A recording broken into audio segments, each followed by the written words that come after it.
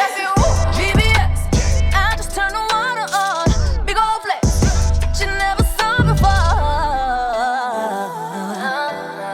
These chasing me like waterfalls. What's up, y'all? It's your sister, Jessie Woo. Welcome back to another episode of Just a Couple Things, y'all. Your favorite podcast hosted by me, your sister, Jessie Woo. All right. Now, before we get into all the things we're going to get into this episode, are you following me on every platform that streams podcasts?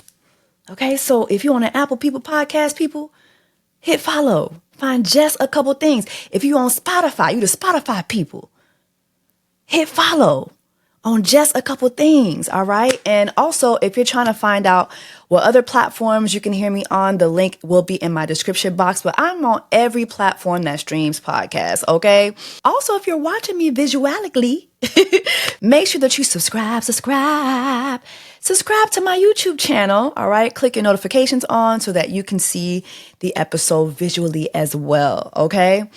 All right, let's get into just a couple things, y'all. You know what? Actually, before we do that, I want to go back into my mental health check-in. A lot of you guys appreciated me doing the mental health check-in in the last episode, so I definitely want to keep that going. Shout out to my friend Justin, King of Reads. I got that from him, and I think it's really, really important that we just check in with each other. You know, it's been a long week. It's been a long week. Okay, a lot has happened, but you know what? You made it. It is Friday, and you know what? Prayerfully, you're gonna get to prioritize yourself from Friday to Sunday. You know, take yourself out. Give yourself that spa day. Treat yourself to that meal you've been dying to have. Take yourself out. Go down to the mall. Get that bag you've been eyeing, you know. And most importantly, you know, check in with God. Like, check in with the Lord. Ask the Lord, what's going on? Have you ever, been praying and you just be like, God, what's going on? What's going on, Lord? I got this word actually from Bridget, who is a family friend. She went to the Women Evolve conference, which, by the way, I've seen a lot of discourse about it on TikTok, and I'm just like, you know what? I've said this before. I'll say it again. I think Christian people I love y'all down, but I don't think all the marbles be there. I've seen people say, oh my God, y'all paid $200 to go pray with Sarah Jakes. It wasn't a prayer meeting. It was a conference, and it was for 3 days. You paid one price for 3 days at the State Farm Arena. There is no way you thought that could be free, especially considering the fact that this lady did not have any major sponsors. Like, please, sometimes I'm just like, oof. But anyway, Bridget saw me. She came and visited my house for the first time right as she was on her way to the airport, and she gave me this word, and I was like, dang. And she said that she heard the word several times, and while she was at the conference, that was her third time hearing it, and she felt that she was not only compelled to hear that word for her and her daughter, but to bring it to me. And she was saying that Sarah Jakes and Sarita, her mom, were talking about how if you are the third generational daughter, you are there to break generational curses. You're there to break yokes that haven't been broken.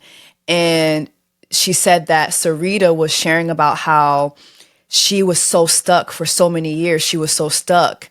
You know, she didn't get to really blossom the way she maybe had hoped for. I wasn't there. I'm just paraphrasing. But she said Sarah is the one really, really breaking generational curses. And she is the third generation that is alive right now. And when she was saying that, I was like, wow, that's so true. Like Sarita Jakes, I mean, we love Sarita Jakes. You know, if you know the Jakes family, you love Sarita. But Sarah is doing things that her mom never did, like probably wanted to do, right? But Sarah is just like breaking ceilings left and right. And when Bridget gave me that word, I was like, wow. And she was like, Jess, think about it. Like, your grandmother is alive, your mother's alive, you're alive, but like think about the 3 generations that are alive right now, look at the things that you've done. My grandmother is someone who never learned how to read or write. My grandma just hustled her way through life, like in Haiti, like she did what she had to do to survive and to stay alive, And then my mom, she left Haiti, went to Canada, went to college, and became a registered nurse, right? So that's a huge leap from my grandmother who still doesn't know how to read or write. And then you have me. I'm just out here just doing, God knows, like I'm just out here just doing what I want. That's not something that my mom could do. And that's damn sure not something that my grandmother could even imagine of doing, which is basically like using my talents every day. I remember when I was at my last job, I would come in crying all the time. And there was one day when I was like, God, I don't want to do this. I want my talents to pay my bills. And that was my prayer to God. Like, I want my talents to pay my bills. And then I got fired. And I was like, okay, God, wait, hold on. Hey, well, c'est pas comme ça m'te imagine bagay yo ta passé. But God answered my prayers. And here I am, 8 years later, using my talents to pay my bills, And so I want to share that with y'all, especially like the daughters who are watching me, the women who are, my sisters. Life is hard, right? But sometimes if you just take a moment and you think about the hardship that you've had, has it not led to you breaking a lot of generational curses, especially those of you who are the 3rd generational daughter that's alive right now? And also, I want to ask you this. Through your hardships, has God not kept you? Has God not clothed you? Has God not fed you? Has God not provided for you? I just wanted to pour that into y'all. I got that word and I was like, I'm going to share that word with my Jess a Couple Things sisters. So keep your head up. Keep your head up, girl, because you're breaking generational curses. How you doing? Let's get into Jess a Couple Things. All right, so a couple things happened this week, y'all. Trump finally spoke on Diddy. I feel like a lot of people have speculated for some time that Trump would be considering giving Diddy a pardon, and he actually spoke on that. Sean Diddy Combs. Right. Would you consider pardoning him? Well, he was essentially, I guess, sort of half innocent. Yes. I don't know what they do. He's still in jail or something, but he was celebrating a victory, but he seems, I guess it wasn't as good as a victory. I was very friendly with him. I got along with him great. And seemed like a nice guy. I didn't know him well. But when I ran for office, he was very hostile. He said some not so nice things about you, sir. And it's hard, like you, we're human beings. Right. And we don't like to have things cloud our judgment, right? But when you knew someone and you were fine, and then you run for office and he made some terrible statements. So I don't know. It's more difficult. It makes it more, I'm being honest, it makes it more difficult to do. But more likely a no for Combs, it sounds like. So. Okay. It just sounds like to me that Trump wants Diddy to kiss the ring. Basically, like, you was out here talking mad shit when I was running for office, okay? I got the scoop on your ass. We was mad cool before I ran for office. We was cool. And so if you want me to pardon you, you got to kiss the ring. That's what that gives to me. Let me know what y'all think about that. But speaking of kissing the ring, Gina Huff actually came out recently and wrote a letter to the judge asking the judge to free Diddy. And this is crazy for so many reasons. First and foremost, Gina was listed as victim number 3 in Diddy's trial, right? And we all know she magically just went missing and never showed up to testify. This is some of Gina's letter that TMZ was able to get a hold of. Dear Your Honor, Dear Your Honor, no ma'am. I'm sorry. I'd have threw that letter out right then and there. Dear Your Honor, my name is Virginia Hum, or is it Hugh? Or, we're just going to say Virginia, but honestly, we all know her as Gina, right? But anyway, my name is Virginia. And I'm writing as the person identified as victim number 3. In this case, I have known Sean Combs for many years in both a professional and personal capacity. Take a wild guess at what the profession was that we've heard Jane Doe. So, just saying. I have known Sean Diddy Combs for many years in both professional and personal capacity. From that experience, I have seen him primarily as a father, a family man, and a businessman, roles that he was always striving to uphold. I provide this letter to share my observations about his character and to respectfully request that the court permit his release on bond while the case proceeds. I acknowledge and respect that Mr. Combs stands accused and that the court must weigh public safety and in the integrity of the legal process. At the same time, I believe it is important for the court to have a full picture of who he is beyond the allegations. Our relationship, like many, was not always perfect. We experienced ups and downs, and mistakes were made, but he was willing to acknowledge his mistakes and make better decisions in the future. Over the years that have followed, he made visible efforts to become a better person and to address the harm he had caused. By the time our relationship ended, he embodied an energy of love, patience, gentleness that was markedly different. I'm not going to keep reading this. Y'all get the gist of what is happening here, right? So victim number 3 did not show up for court. Literally just went missing. But suddenly she appears when it's time to write a letter for the judge to plead to free Diddy. She also had a post today where she put free Diddy. It was just really weird. What do you guys think is going on here? It's very clear that she's been compromised, which plays into why the judge did not want to set this man free. The judge really believed that he was a danger to society and that he was a danger to his victims. It has been proven that he would tamper with witnesses, that he would manipulate witnesses, that he would intimidate witnesses. These have all been proven things that have happened. And so that is why the judge has decided to keep his ass behind bars. And while a lot of people will use this to say, oh, well, see, so she don't think he a danger to society. Please, this is also Gina. Yes, Gina is writing this letter to free Diddy, but this was also Gina on Tasha K's show. Started punching me like this, he avoided my face, but he started punching me on the side of my head, and I was just covering my face.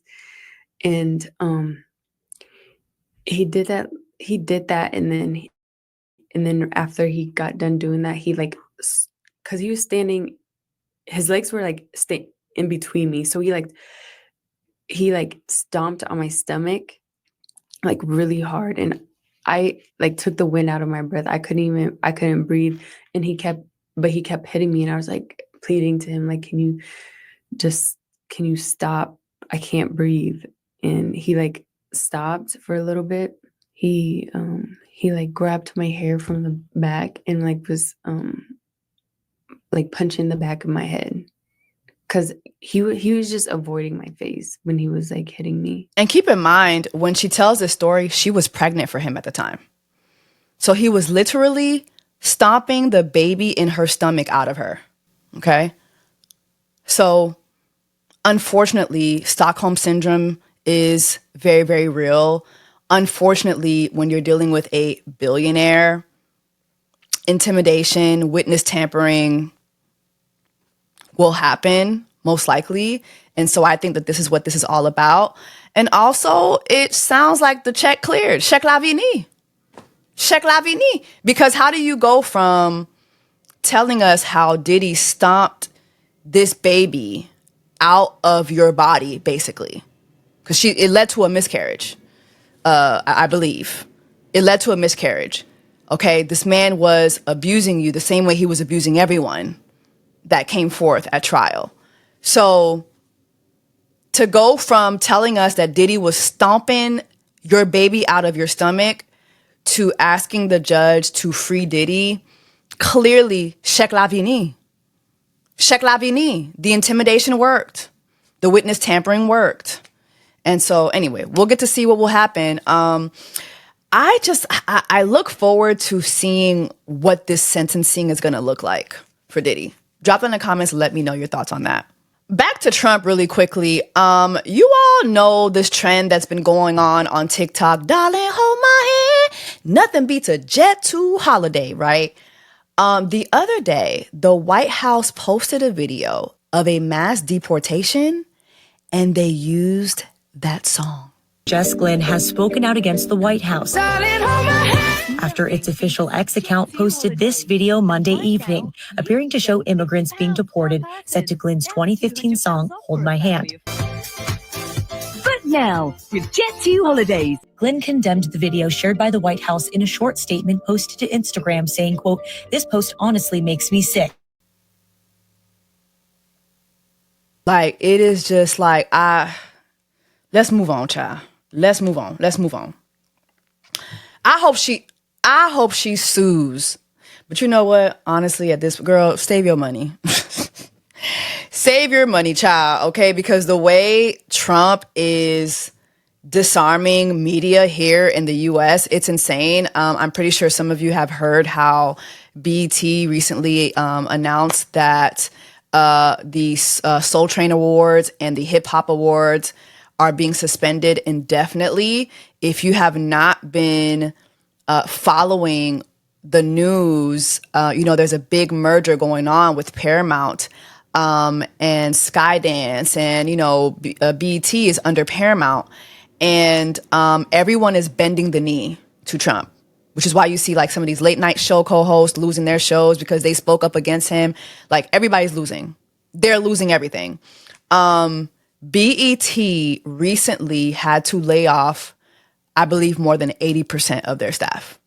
Everyone that I worked with when I was hosting the BET pre-show, BET Awards pre-show back in June, none of them have a job.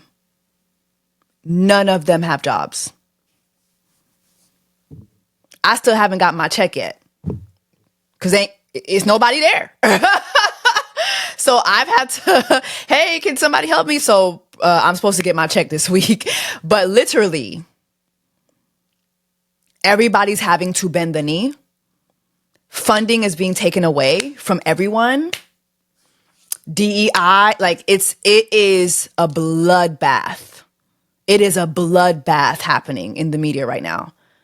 And the folks catching most of the heat, most of the brunt, are us, black folks. Black folks. Yeah, so, child, save your money. Speaking of lawsuits, Shannon Sharp was hit with another lawsuit recently. So, do y'all remember this lady who went viral while she was attending an Usher concert? She just looked like she was just, she was in heat while he was doing the whole cherry moment or whatever. Apparently, she's suing Shannon Sharp for $20 million for allegedly spreading false claims. I found this interview with her, and child, let's see what's going on. Tell me what y'all think about that. I agree with her. Y'all know Steph with the Deets on TikTok literally made 4 videos about me where she went out of her way to lie on me, to say that I made fun of someone being SA'd. I never did that. There was no SA shared. She also said that I said that Palestinians were dangerous. I mean, she also said that I was actively racist against Asians. Like, she was going out of her way to tell lies about me for no reason. And I've told you guys my intentions. I haven't laid it all out for y'all, but I am going to handle that lady. I'm going to handle her hard, because the way folks just think they can just get online and just tell lies about you and think that there's just not going to be any consequence just because they say allegedly, like, no, like no, no. That does not work. That does not work. And in her case, she didn't say allegedly. She then went on to say, oh, well, I didn't actually watch the full broadcast. But anyway, I'm not going to apologize for that. So thank you for that. Thank you.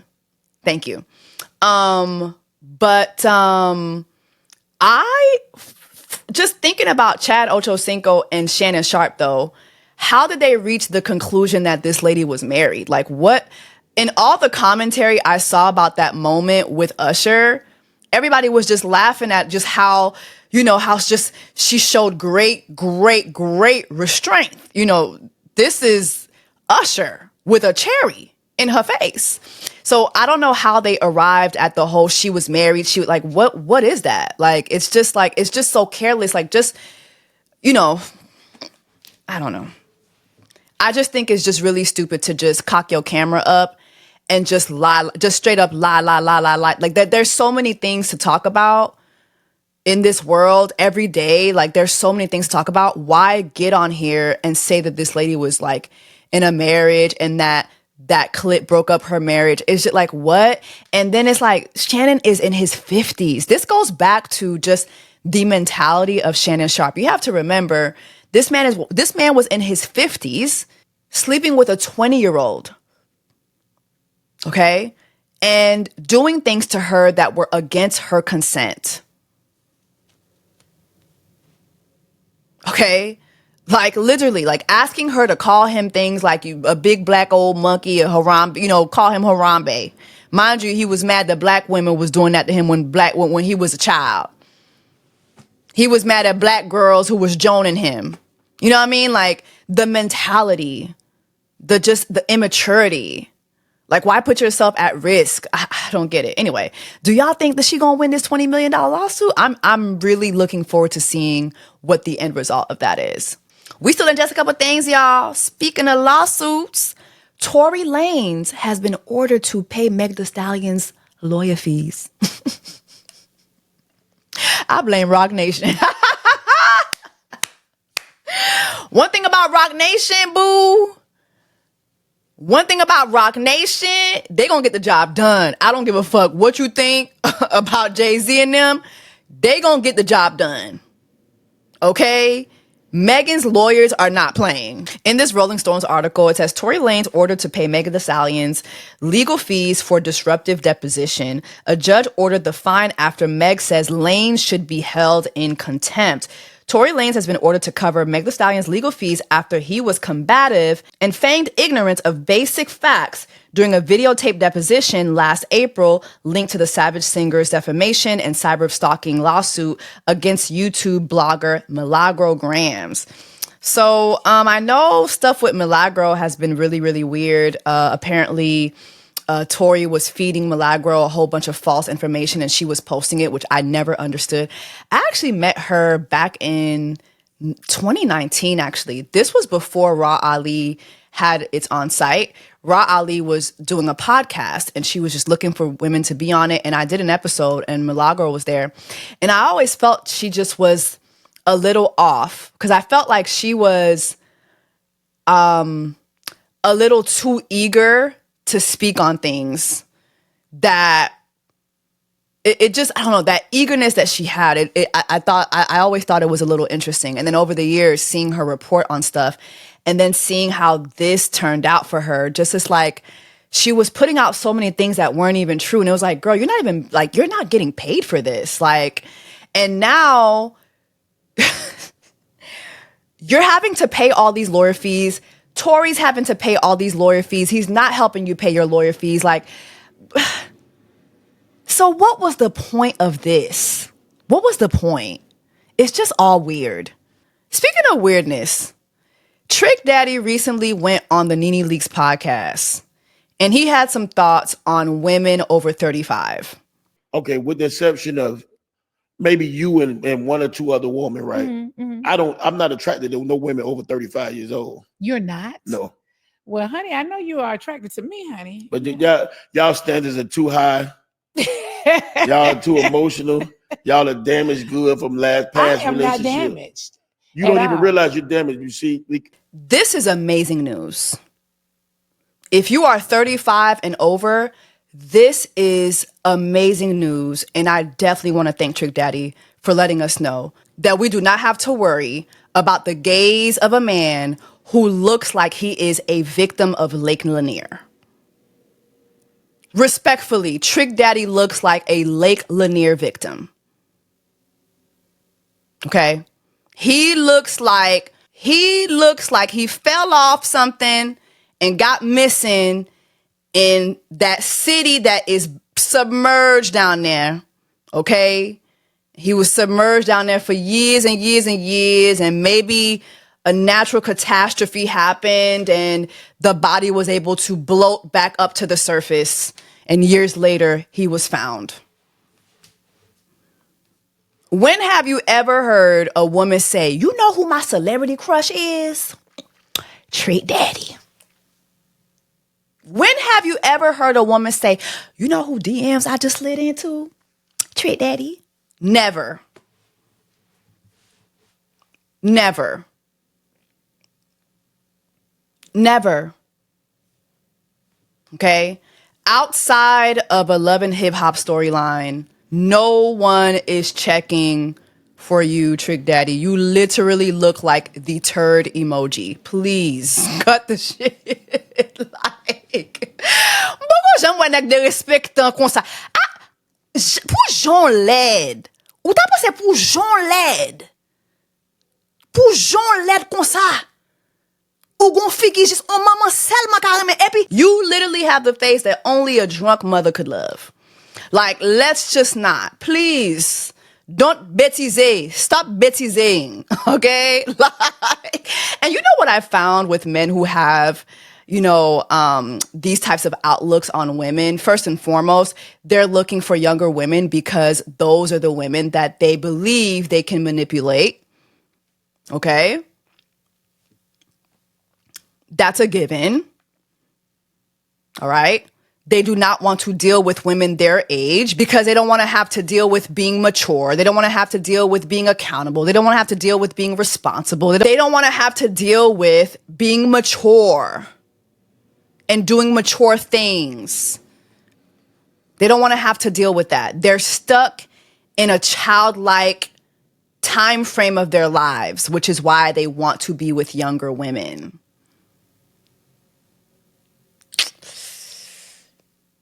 It honestly gives predator if you really think about it too. Okay? Being a predator is not always just sexual. There is such a thing as being an emotional predator. There is such a thing as being a financial predator. It's giving predator. But anyway, thank you so much for letting us know that we are absolutely safe. Thank you so much. And I thought, and to Nene, the whole, well, I know you're attracted to me. Girl, you do not want him to be attracted to you. Okay, Greg Leakes was a very handsome man. A very handsome man.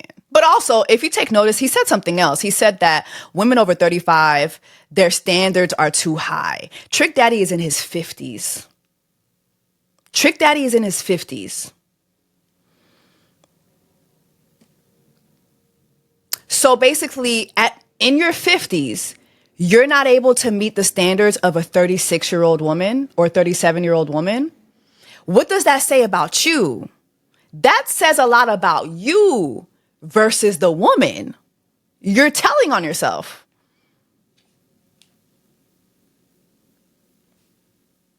If you really listen to men, they will tell you who they are. They will tell on themselves every time. And that is exactly what Trick Daddy was doing in this moment. Also, when I was listening to this conversation, it had me thinking about like before I turned 30 or thinking about women that I knew like years ago who were about to turn 30 and how they would say things like, oh, you know, men be out here saying once you turn 30, it's over and don't nobody want to date you when you turn 30. And it's like, that's all a mind game. That's all a mind game. It's a way for these men to get you to lower your self-esteem. Get rid of some of that self-esteem so that I can get in there and I can beat you down even more. Because I don't have what it takes to really be with you. So I'm going to hit you where it hurts. I'm going to focus on your insecurities. I'm going to focus on you aging. Oh, I'm going to focus on your looks. I'm going to focus on your standards. I'm going to hit you where it hurts so that I can fit in. Because if I don't do that, then I won't be able to play in your face. It's all these mind games that these men like to run. So, okay, last just a couple things. I want to get into this conversation that Ari Lennox had that was going viral last week. I forgot to talk about it on the pod. So Ari Lennox was, I believe, on Instagram Live or somewhere. Maybe it was TikTok. I can't remember. But she was sharing some thoughts about Martin, the television show. And she said a couple things that had the internet like in an uproar, and I have just a couple thoughts on it. So here is what she said, just in case you missed it. About Martin was how much he would go on Pam.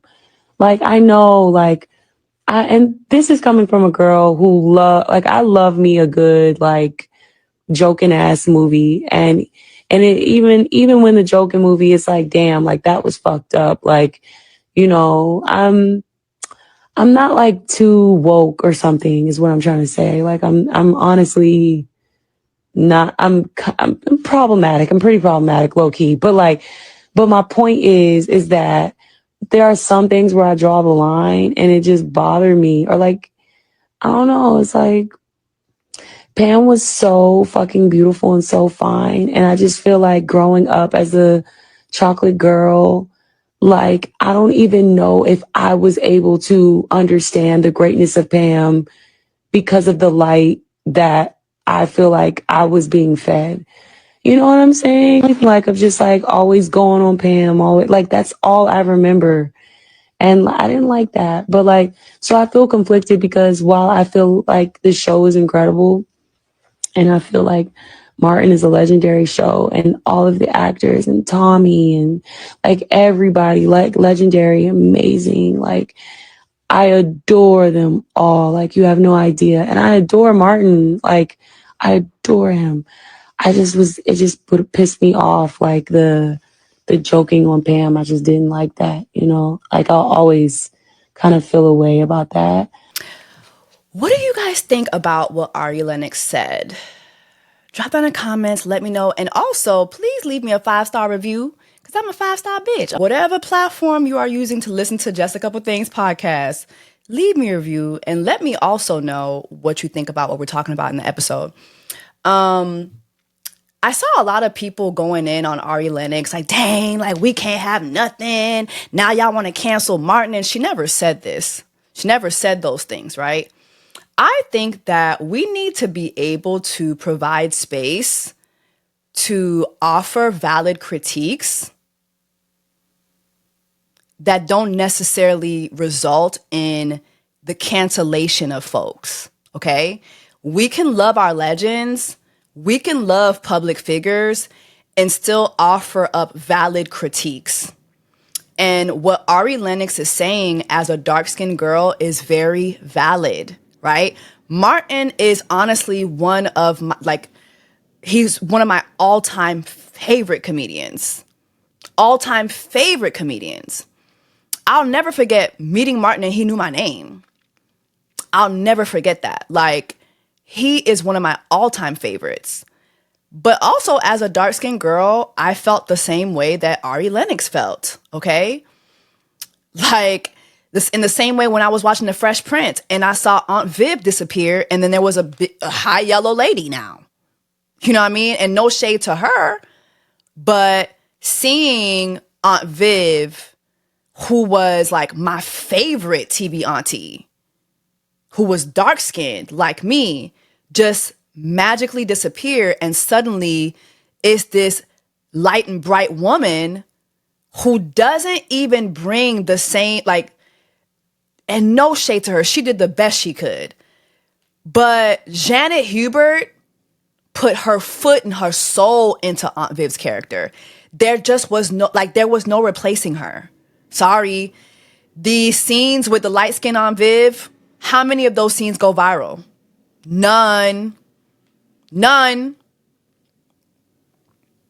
Seeing Harriet on Family Matters just magically turn light skin. You know what I mean? Like, all that messaging, it does feed into you as a dark skinned girl. Then, going to school and having a crush on, the school athlete. I've talked about like going to school and having a crush on, an athlete that was at my school, and him telling me, Jess, you're cool and all, but dark skinned girls ain't in right now. Ari Lennox wasn't wrong. This is a real conversation. Like, colorism has beat our ass. I remember sometimes I would catch a ride from one of my friends in high school, and she was light-skinned. Her mother was light-skinned. Her aunt was light-skinned. And I remember one time being in the car, and I don't even remember how we got into this conversation, but the aunt was driving, and she was talking about how this guy had a crush on her, and the guy was dark-skinned. And she's like, dark-skinned men, they love them a yellow bone. They love them a yellow. And they were all like, yeah, and I couldn't join in on that. You know what I'm saying? Like, it's the stuff you see on TV. Then you realize that the colorism that you see on TV is actually happening in real life. That what's happening on TV is a reflection of what's happening in real life, and vice versa. Growing up in Miami, some of the jokes I heard, as a dark-skinned woman were horrendous. And I didn't even realize that, like, colorism was impacting me to the point that I was also saying colorist things. I would make colorist jokes. Like, I don't even think I understood how bad colorism was for me until I made an off-putting joke on Twitter one time. And in real time, people are like, oh, you're a fucking colorist. And I was like, colorist? What's going on? What's colorist? Like, I had to go look it up. Like, colorism beat our ass. Colorism beat the ass of dark-skinned women really badly. I don't think a lot of people understand.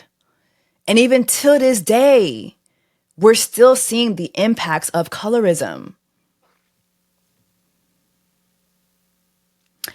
In my acting career, like, when I've had roles, like, yeah, I'm beside someone who's lighter than me, and I'm getting the next role, the subservient role, if you will.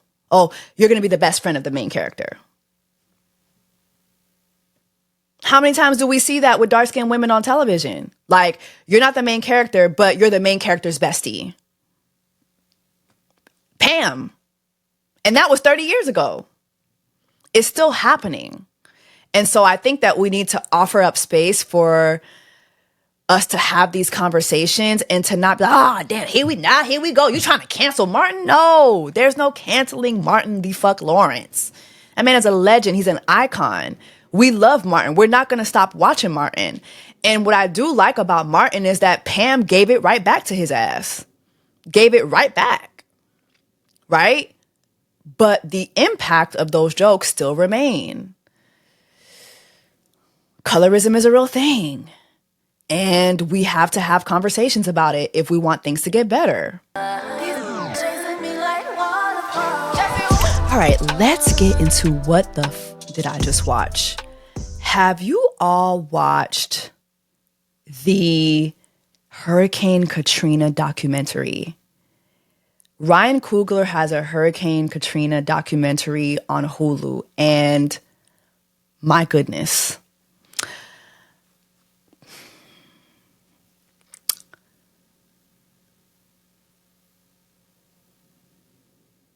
As someone who went through Hurricane Katrina, I was a teenager. I was in Miami at the time. Hurricane Katrina affected us badly too, but nowhere near what it did to New Orleans. But I think a lot of people forget like where Hurricane Katrina started, and how it made its way to Louisiana was just so. But I remember going through Hurricane Katrina, and we had our own things happening. So I think while I was very much aware that New Orleans got hit really bad, I don't think I've ever really sat down to really hear the stories coming from people's mouths, from the mouths of survivors. Yes, I've seen, the pieces on the news. And yes, I saw, we all saw the news stories, but I can tell you right now, whatever you thought you knew about Hurricane Katrina survivors and victims of it, this documentary by Ryan Coogler exposes so much. So much. Hurricane Katrina, A Race Against Time by Ryan Coogler put the fear of God in me. Like, I watched that documentary shaking, because you come to the realization that the dome and the convention center was filled with thousands of people, right? And yet people were separated. Most folks did not know where their family members were. They didn't even know if their family members survived. That's how violent the hurricane was. But you see the imagery of men holding babies, people holding babies, and you realize that there is a good chance that these folks are holding up babies and they're asking for help. Meanwhile, this baby that they're holding up, they might not even know who this baby is and who the baby belongs to. These folks were in the Superdome, piled up on top of each other. Feces everywhere. Pee everywhere. All types of bodily fluids. Women with no sanitary items. So they're menstruating. They are menstruating on themselves. In the heat of the summer. I don't know if you've been to New Orleans during the summertime. That heat is... There was a story of a woman in the documentary where she talked about how she had to be rescued from her attic. Her and a couple of her family members, they were stuck in the attic. The water had gotten so high and, they had to send a boat to her. And they get in the boat. And as they are making their way, to safety on the boat, she saw the body of a baby. She saw a baby in the water. And she detailed how the baby's hair was freshly combed, and she wanted to grab the baby out of the water. And the rescuer was telling her, hey, that baby's gone. And she's like, well, let me take the baby out the water, though. And as she's telling the story, tears are falling out of her eyes. Like, you can see that she's reliving the moment. And she said that the rescuer said to her, ma'am, we're not thinking about the dead right now. We're focused on the living. Hearing that lady tell that story,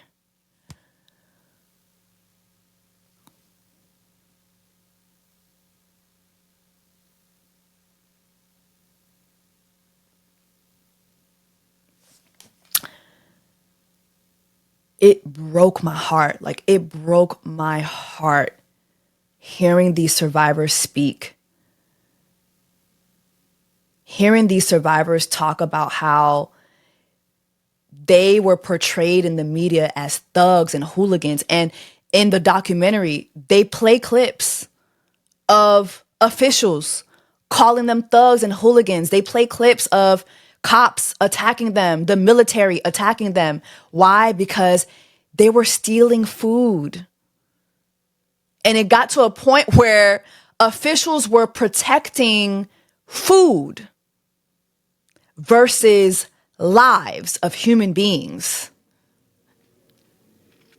And calling Black folks thugs and hooligans when all they were doing is trying to survive. Mind you, this is post a natural disaster. We're in the middle of a natural disaster, and still Black folks could not escape racism. Even down to the way they were rescued last. And the white folks and the rich were rescued first and placed in better conditions and were able to leave. But they were all forced out of New Orleans, put on planes and sent nowhere. This documentary also made me realize how the people of New Orleans lost more than their homes. Like, they lost generations worth of family members and traditions. And it kind of makes me think about just, conversations that surround Essence Fest, for the last couple years. Not this whole xenophobic topic that was talking about how Africans are ruining Essence Fest. No, not that shit. But the conversation of preserving traditions and prioritizing local people and local businesses and making sure that they get paid for their talents, that they are prioritized when it's time to, talk about partnerships. And I don't know, that conversation really came back to me, and I was like, you know what? You should always prioritize the people of a town when you're doing, a festival, just in my personal opinion, especially if it's a cultural festival. But now more than ever, I understood their plight, because these are people who lost so much, and they are trying to revive so much of what was lost and educate us about their culture. And it just saddened me.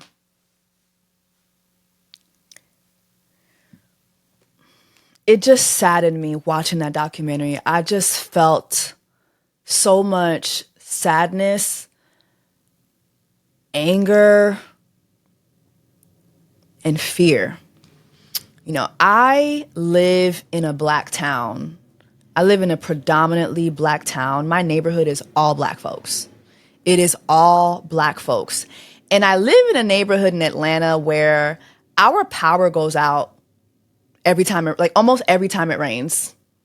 And it doesn't have to be violent rain, but our power goes out. And I remember texting a friend of mine who lives in my neighborhood. She's also from New Orleans. And I said to her, girl, watching this documentary, I have so much more respect for you.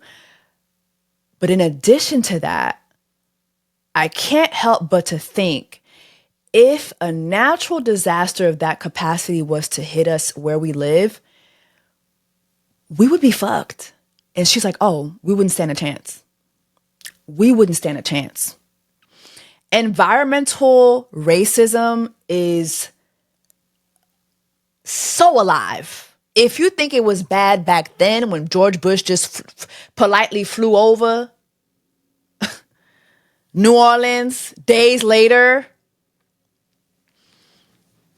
if you thought it was bad then, baby, you're in for a rude awakening under this administration. While I was gone for my birthday in July, there was a storm that hit. I know y'all are going to remind me in the comments, but there was a storm that hit back in July that was so bad. It caused so much flooding. And what happened was that there was no warning. Donald Trump has done away with so many of these programs that focus on the environment and the weather.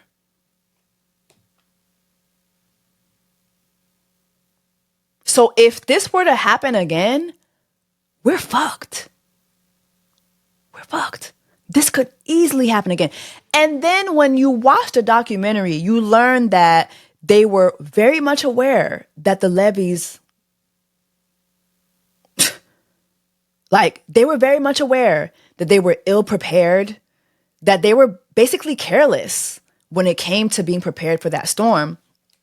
But watching the documentary also lets you know that they repaired the levees only to turn around and say, yeah, we repaired them, but they're still not that great. So if this were to hit again, yeah.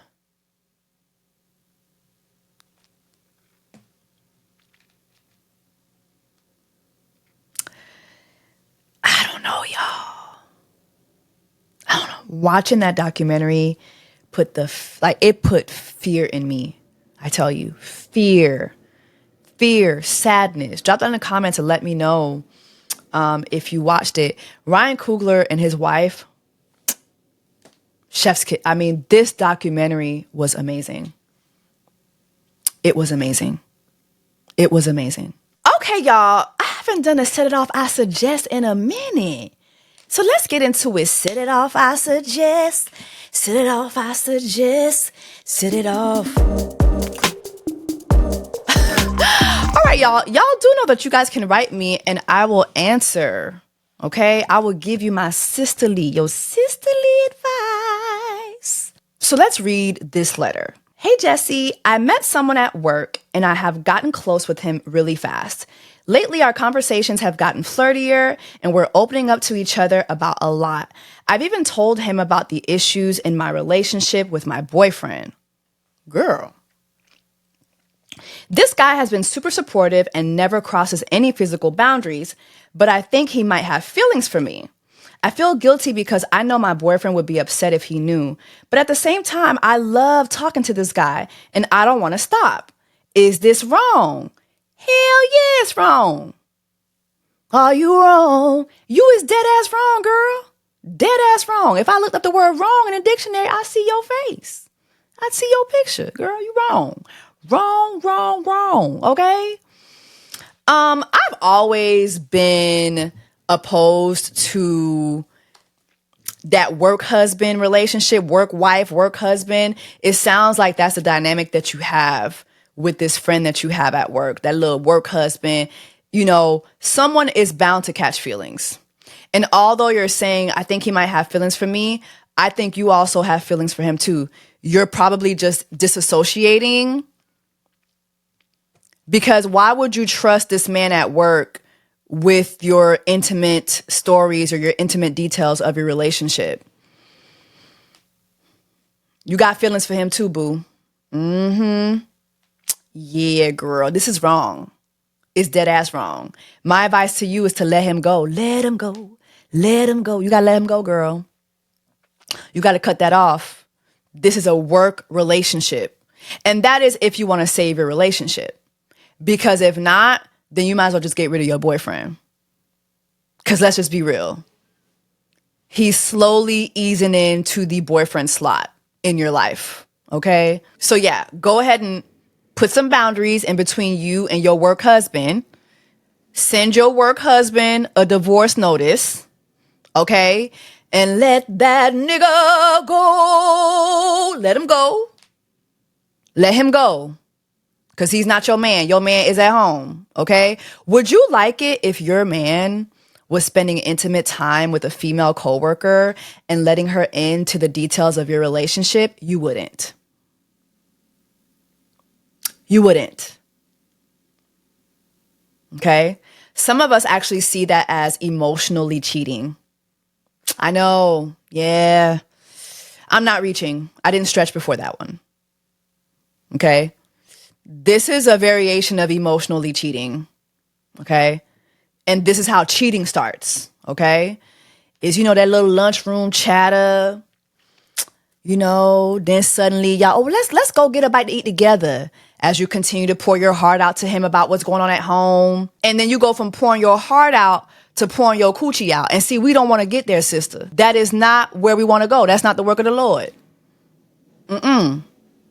Okay? So, set those boundaries. Divorce your work husband if you want to save your relationship. If not, go ahead and write me back when you accidentally fall on your work husband's dick. All right, y'all.